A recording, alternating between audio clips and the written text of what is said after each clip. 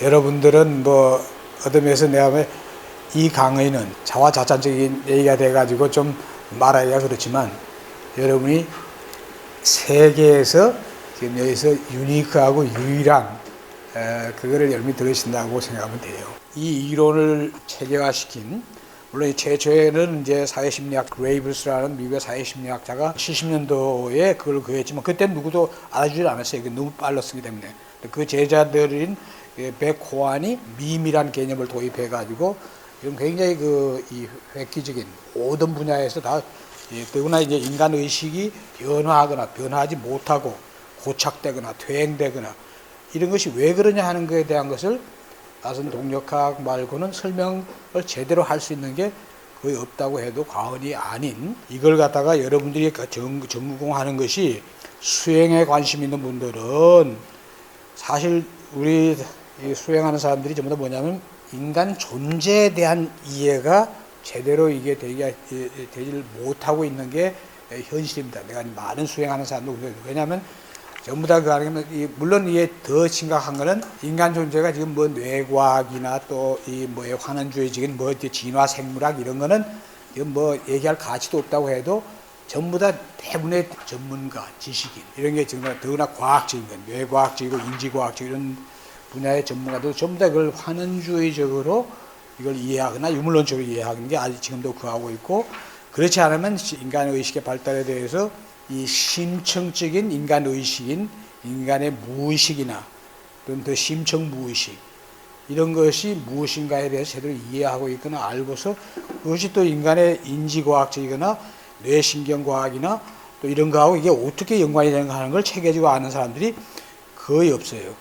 근데 인간에 대해서 이해하려면은 그런 유물론적이고 환원주의적인 게 아니고서도 이 인간 존재가 이게 단순한 눈에 보이는 현상적인 존재가 아니라는 것을 우선 자기가 아는 게 중요한데, 그걸 아는 걸 경험하는 사람도 많지는 않다 이거예요. 어떤 고감각적이나 초감각적인, 거기에서 제일 중요한 게 이제 우리가 심리학적으로 얘기하면 하이트 사이콜로지라고 고운 심리학이라고 하는데, 서양 심리학이 전부 다, 발달 심리학이 전부 다 인간의 메슬로가 얘기하는 자기 실현, 메슬로도 후반에 가서 자기 초월을 얘기하죠. 실존적인 인간 의식의 수준 거기까지만 다 얘기하고 있는 건데, 그 너머에 그걸 하려면 그 너머에 대한 걸 갖다가 실존적인 수준에 가면 모른다 이겁니다. 모르거나 현상의 세계가 존재하는 것조차도 체험을 못해요. 그러니까 이게 과연 존재하는 거야, 존재하지 않는 거야. 그래서 체험을 못하니까 보이지 않는 세계에 대한 걸 우선 모르니까 그걸 믿지 않고, 그럼 또 그 위에 대한 걸 고감각적이고 초감각적이고 소위 말하는 초의식적인 세계에 대한 걸 우리 심리학엔 자초월 심리학, 트랜스퍼스널 심리학이라고 합니다. 이런 쪽에 대한 걸 갖다가 기에 대한 그 초상 체험 이런 것도 이제 그 너머의 세계에 대한 걸 자기가 아는 하나의 방편이기도 하고 굉장히 중요한 거기도 한데, 또 실제로 그 위의 세계에 대한 거는 우리가 이 수행을 하거나 수련을 통해서 그걸 체험하지 않으면 알기 힘든 그건데다가, 그러면서도 우리가 지금 이런 초과학의 시대에 과학적으로조차도 제대로 알지를 못하고 있다 입니다. 지금 문제는 지금 이미 정신과학이라고 해서 바디, 마인드, 스피릿에 대한 과학이 다 이게 뭐 지금 과학적으로 각 분야에 대한 과학은 다 이미 나와 있고, 그걸 갖다 우리가 캔일보에 우리가 지난번에 한 거는 통합적인 시각에 의해서, 너무나 중요한 건 지난번에 내가 얘기했죠. 홀락기적으로 이해를 해야 된다. 모든 존재는 아래 것을 내포하면서 초월하고 또 아래 것을 의존하는 이런, 그게 이제 홀락 신과학의 가장 기초가 되는 이론인데, 그걸 이해를 못하니까 전문가들조차도 그하고, 하여튼 지금 보면 우리 심리학 분야에서도 마찬가지예요. 심리치료 분야나 뭐 이쪽에서 지금 보면 그런 또 요새 또 뭐가 유행하면 신체 심리학 이게 유행하다 보니까 완전히 그저 환원주의적으로 이렇게 지금 멀쩡하던 사람이 그런데 거기다 빠지니까 또 이게 환원주의적인 시각, 뇌과학의 환원주의적인 시각 이런 식으로 빠지는 거예요. 여러분 통합 심리학이나 뭐 이 개인일부의 심리학에 대해서 책도 여러 권 내고 한 사람이 오히려 그런 식으로 또 빠지고 뭐 이게 지금 인간들이 이게 그걸 수행을 안 하고 자기가 그거 하지 않으면은 또 과학적인 거예요. 심층 과학적으로 개인일부가 그한 심층 과학이라고 내가 지난 시간에 잠깐 얘기했습니다. 그런 식으로 어떤 인지하고 인식하는 게 없으면은 이게 온전하게 우선 사람들 중에서 대부분의 사람들이 아무리 지식과 학식이 뛰어나고 한 사람도 제일 먼저 이 우리가 지금 과학적으로 지금 양자 물리학, 양자 역학에서 밝히는 이 세계, 이 우주에 대해서 제대로 알고 있는 사람이 양자 물리학이나 양자 역학을 이 통합 양자 물리학 수준에서 제대로 알기 전에는 또 그것도 제대로 모르는 그게 있고, 또 거기다 인지과학도 마찬가지고, 그 다음에 지금 신경과학 이런 것도 지금 이제 완전히 환원주의라고 하고 있는데, 그거를 갖다가 심층의 과학적이고 진짜 우리가 이제 지난 시간에도 얘기한 완전히 전일적이고 전인적인 통전적인 이런 시각에서 이해하는 그걸 해야지만 최소한 자기가 어떻게 되겠어요? 이 우주와 생명 세계가 과연 하는 게 뭐냐? 우리의 생명이라는 게 이게 뭐냐 하는 것에 대한 답을 스스로 할 수 없으면 뭘 또 모르겠어요. 자기가 어떤 존재인지 모른다 이겁니다. 자기가 어떤 존재인지 모르는데 남을 어떻게 그할 수 있겠어요? 남을 갖다가 자기가 치유하고 지도하거나 뭐 자기가 그하고 영성 수련을 하거나 뭐 하더라도 자기가 어떤 존재이고 그걸 파편치고 부분적으로 말 경우에 그건 제대로 그건 못한다 이겁니다. 그래서 이게 케인일보를 내가 첫 시간에 한 이유도 뭐냐면 케인일보의 그런 통합적인 시각을 우리가 갖도록 해야 되고, 그래서 온전한 이 우주에 대한 생명세계에 대한 인간에 대한 또 자기에 대한 온전한 암과 이해를 바탕으로 해가지고 이제 각자가 자기가 지금 관심 있는 분야가 이게 뭐 어떤 분야냐, 자기가 심신 치유다, 아니면 지금 자기가 지금 그게 아니고 오히려 뭐 수련이다, 또 남을 갖다가 멘토링한다, 뭐 한다 이렇게 했을 때는 자기가 어떤 파편적으로 어떤 자기가 초상현상이나 초의식을 경험했다고 해서 자기가 다 알 수 있는 게 아니라 이겁니다. 그건 하나의 그걸 모르는 사람보다는 굉장히 다양한 거죠. 그 위에 세계를 좀 체험하고 알았으니까. 근데 그것이 또 그 사람을 깨닫게 해주는 것도 아니다 이겁니다. 여러분한테 인간 존재 심층적 이해로서 나선 동력학을 한 게 뭐냐면, 여러분이 이건 우리나라에서 어디에 갔어도 지금 여러분이 우리나라가 아니라 세계 어디에서도 이걸 갖다 이렇게 여러분이 그가 접할 수 있는 데가 없어요. 우선 여러분이 뭐 AI 시대에 여러분이 인간에 대한 온전한 이해 문제도 이게 굉장히 중요한 겁니다. 이게 사람들이 전부 다 이게 AI하고 인간하고가 뭐가 다르냐는 걸 갖다 착각하는 지식인들이 굉장히 많아요. 그게 제일 첫째, 아무리 AI가 인간의 지능을 앞으로 얼마 이제 우리가 범용 AI가 앞으로 10년, 20년 뒤에 이제 보편화되면은 인간의 지능으로서 인지로서 할 수 있는 게 뭐겠어요?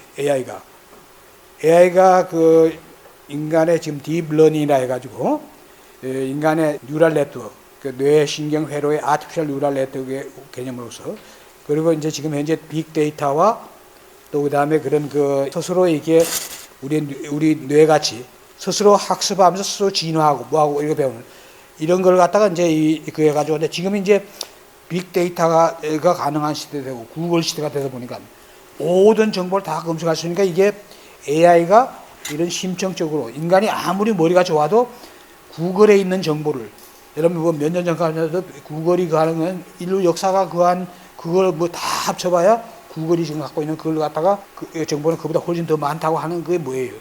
그러니까 AI가 가능하게 된 거고, 그러면 그 AI가 가능하게 된 것도 뭐냐면 구글에 있는 내용이라 이겁니다. 구글에 있는 내용.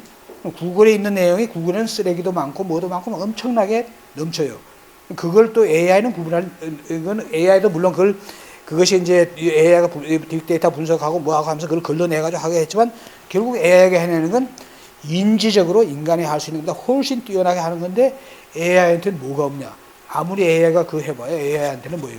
인간이 주체로서 중요한 건 인간은 본능, 충동, 고통, 지금 오늘 나선 동력학의 아주 중심이 되는 이 얘기들입니다. 인간이란 건 그거 가지고 지금 뭐 불교에서 얘기하는 우리가 삼법인이라고 해가지고 하는 거 있잖아요. 고, 무아, 무상이라고 하는 삼법인. 이것에 대한 그것을 AI는 그냥 뭐예요? 그게 뭐냐 하면은 AI는 어떻게 하겠어요? AI가 그걸 갖다 자기가 그게 뭐라고 하는 게 아니라 자료에 나와 있는 걸 분석해가지고 이건 뭐다 이렇게 얘기하는 건 인간보다 더 잘 설명할 거예요. 아마 나보다 더 설명은 더 잘할 수도 있을 거예요. 지금 AI는 그게 뭔지는 모르는 거예요. 인간 이해에 대해서 이게 지금 통합 양자 인간적 인간 이해가 중요하다 해서 이게 바로 이제 나선 동력학에서 얘기하는 인간이라는 게 어떤 존재냐 할 때 인간은 그 옛날엔 몰랐지만 그레이버스가 얘기할 때 심리학에서 전부 다 그때 발달 심리학들 피아제 이론, 에슬로 이론 뭐 이런 것들이 나와가지고 그런 것들이 이제 지배적일 때였어요. 그러니까 소위 말하는 발달 심리학. 그렇지만 그때는 뭐 인간의 이런 심리적이고 생물적이고 사회적이고 문화적인 존재라는 걸 그때 당시엔 그 심리학계에도 모르니까 그 아주 그레이버스가 야 이거 내 이걸 알아주는 사람이 없다고 하면서 그때 한탄했는데 그 제자들이 이제 80년도에 이런 그 역설적이에요. 역설적이 뭐냐면 여러분 잘 아는 그 도킨스 있잖아요. 잘 도킨스. 그 꼴통 유물론자 아닙니까? 도킨스가 가만히 봐도 도킨스가 이게 진화 생물학적으로는 이게 설명을 못하겠거든. 인간의 인지나 이게. 그럼 이게 뭐야? 하다가 딱 자기가 무릎을 치면서 생각해낸 게 맞아. 인간의 인지는 이게 생물학적으로 우리가 이제 DNA가 그래가지고 복제돼가지고 그래가지고 이게 새로운 그게 되고 이게 일종의 DNA가 이게 복제되고 DNA가 복제가 신체에서 신체에 건너면서 이렇게 하는 거와 마찬가지로 도킨스가 그리스 언어의 미밈이란 말이 있어요. 미밈이란 건 이제 모방한다는 뜻인데 그래서 밈이란 말을 갖다가 이제 이 모방 학습이에요. 그 유물론자인 도킨스는 어떻게 하면 인간이 하는 건 인간이 여러분이 잘 아시다시피 다 뭐예요? 동물하고 달리 스티븐 테일러의 자폭발이라는 그게 있잖아요. 인간의 인지가 폭발하듯이 뭐예요? 대뇌 심폐질이. 그 하면서 이제 인간의 지금 오늘의 위대함과 뭐 오늘 비극 이게 다 그것 때문에 생기라고 이렇게 그 사람들이 얘기하겠지만 여하튼 간에 그와 같은 것이 뭐냐면은 도킨스가 볼 때 인간에게 그한 거는 인간이 가지고 있는 이 모든 문화적이고 인간이 갖고 있는 모든 인적 이런 것은 바로 이 뇌에서 이제 뇌가 이렇게 그하면 우리가 내가 계속 외부에서 들어오는 정보 이런 거 뇌가 그러니까 우리가 소위 말하는 오감이라고 해가지고 그런 걸 갖다가 이게 딱 정보를 갖다가 뇌신경계에 딱 들어가면서부터 뉴런의 이제 일종의 이제 디지털 층과 마찬가지죠. 디스크 장애. 그래가지고 인지에 대한 식이 딱 형성돼가지고 인지를 딱 하게 되는 순간 그 식이 형성된 것을 밈으로 얘기하면은 뭐냐? 도킨스가 생각한 옛날에 우리 호모사피엔스가 굉장히 그 역사가 시작될 때 성경에도 나오고 다시 위에 할아버지가 손자들 알아키고 해가지고 배우고 해가지고 그게 그 세대로 가면 이런 식으로 생각한 거야. 그러니까 인간의 문화와 예술과 뭐 이 모든 인지가 그런 식으로 학습돼가지고 됐다. 그래서 이게 뇌가 마치 DNA와 마찬가지로 뇌와 뇌 사이의 바이러스다. 이런 식으로 표현한 거예요. 인지. 그래서 그것이 이렇게 퍼지면서 그게 했다. 그래서 이게 지인에 대비하는 말로 유전적인 이게 말로 이제 밈이란 말을 문화 모방, 문화에 대한 이 모방인데. 근데 이건 뭐냐? 이거는 우리 뇌라는 것은 광고하는 사람들이 말 쓰는데 계속 광고에 우리 인지 못하는 것 갖다 막 내보낸단 말이야. 우리 뇌는 그걸 갖다가 우리는 오감으로서 인지 못하지만 우리 뇌는 양자적인 거니까 막 들어와서 박히는 거예요. 그럼 모르지 우리는. 우리 이 양자 물리학을 조금 알고 양자 의식을 알면은 오감 너머에 그걸 알면 그런데 이거는 뭐냐면 철저하게 학습에 의해서 배우는 거. 이걸 밈이라 그래요. 그러니까 여러분이 지금 이 순간에 나한테 지금 들으면서 배우고자 하는 것은 이게 뭐예요? 그 전에 밈이라는 걸 몰랐던 분들이 여기 대부분일 거 아니겠어요? 그분들한테 새로운 그게 인지적인 그게 딱 형성이 되는 거예요. 이런 걸 갖다 밈이라 그래요. 그럼 그 밈이 원초적인 정의인데 그럼 그것이 어떻게 그 하느냐 하는 것이 이제 우리가 여러분이 오늘 그 주제인데 인간에 대해서는 여러분이 하려면 이제 결국은 이제 양자적 존재로서 인간 이해가 굉장히 중요한데 결국 인간 존재가 어떤 존재냐 결국 여러분이 이것이 굉장히 중요하고 인간이 또 이렇게 심층적인 뭐 현대의 발달 심리학적으로 얘기하나 켄 윌버가 얘기하는 통합 심리학적으로 하나 우리가 전통 지혜에서 베단타의 그 하면 반짝고사에서 인간의 이 존재의 그 층을 한 5가지 층으로 이렇게 얘기하고 있는 5가지 또 위에 뚜리 하면 6가지 이상을 얘기하는데 그런 식으로 그 했을 때 이제 이게하고 똑같은 모든 전통에서 얘기하는 거 거의 아이덴티컬하다, 동일하다는 뜻이 아니라 거의 다 오버랩되는 그런 거라는 걸 우리가 알게 되는데 우리가 인간 존재가 여기 보면 이 욕계라고 해가지고 이 현상계, 물질계, 여기 물질계가 있고 여기 하면 요 위에서 우리가 이제 뭐 이게 불교적인 걸 갖다가만 아니에요. 여기 지금 보면 우리가 지금 서양의 신비사상에 얘기하는 거하고 또 불교에서 욕계, 색계, 무색계를 하는 거라든지 또 이게 뭐 이게 여러 전통에서 얘기하는 건데 우리는 인간은 바로 이 소위 얘기해서 인간 세계라는 것은 불교적인 기준으로서 얘기하면 다른 데도 다 마찬가지로 설명할 수 있는데 아수라계, 그보다 위어 또 이 천계, 천상계하고 중간 사이에 있는 존재. 그러니까 우리가 저쪽 서양에서는 그걸 천상계, 신계 뭐 이렇게 얘기하는데 인간이란 게 이런 위상을 가진 존재이다. 그러니까 인간이 동물에 대한 동물적, 왜냐면 이게 스파르타 다이나믹스 얘기하고 직결되는 얘기이기 때문에 일반 얘기하는 거예요. 인간이란 게 뭐냐면 바로 인간의 동물적인 본능. 인간이란 게 뭐냐면 가치 추구적인 존재예요. 동물은 가치 추구적인 게 동물은 뭐예요? 그냥 쾌락. 또 현재 자기가 그 쾌락하고 뭐예요? 번식. 이거밖에 없잖아요. 인간만이 이 그 가치 추구적인 존재인데 그 인간이 갖고 있는 동물적인 본성은 뭐예요? 가치 추구하는 심리학에서도 이미 물론 그 인간이라는 존재가 쾌락을 추구하는 동물과 같은데 그걸 넘어설 때 이제 인간이 인간다운 가치를 갖다 추구하는데 그것도 정말 인간의 뇌의 인지적인 폭발적인 발달과 그 인지의 발달과 더불어서 뭐가 인지와 똑같이 인간은 뭘 동일시하냐면 자기, 자아라는 걸 그것도 우리 동일시해요. 그게 되면 또 거기서 또 모든 비극과 인간이 지금 현재 오늘날 받는 고통과 광기와 이 모든 것도 거기서 다 나오는 거예요. 그런 착각, 인간이 갖고 있는. 그런 것을 여러분이 내가 뭐 상세하게 설명할 수 있는 그게 아니지만 여하튼 그렇다는 그런 존재란 걸, 인간 존재가 이런 지성계의 영적 존재다. 내가 지금 여기서 하고 있는 건 인간은 이런 동물적인 그런 뿌리, 본성을 가지고 있으면서도 또 영적인 존재이고 그 중간에 있는 인간을 갖다 뭐냐.